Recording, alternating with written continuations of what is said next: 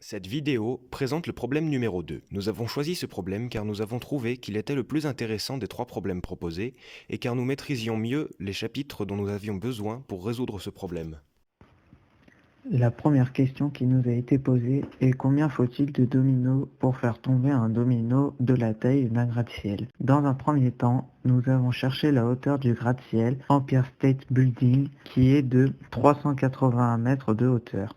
On sait que le plus petit domino mesure 5 mm de hauteur, soit 0,005 mètres. Nous savons aussi que un domino peut faire tomber un autre domino au maximum 1,5 fois plus grand que lui. Nous avons utilisé la méthode des suites. T1 est égal à 0,005 et Tn plus 1 est égal à T de n fois 1,5.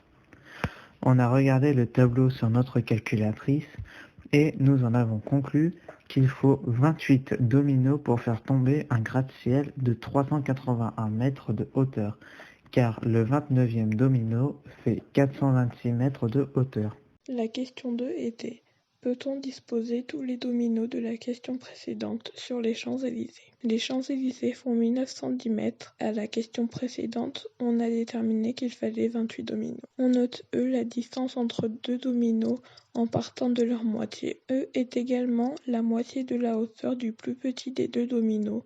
Donc on peut dire que En est égal à 0,005 fois 1,5 n-1, le tout divisé par 2. Pour savoir si l'on peut disposer tous les dominos sur les Champs-Élysées, il suffit de faire la somme de E1, E2, E3 jusqu'à E28, ce qui donne 369,17 mètres.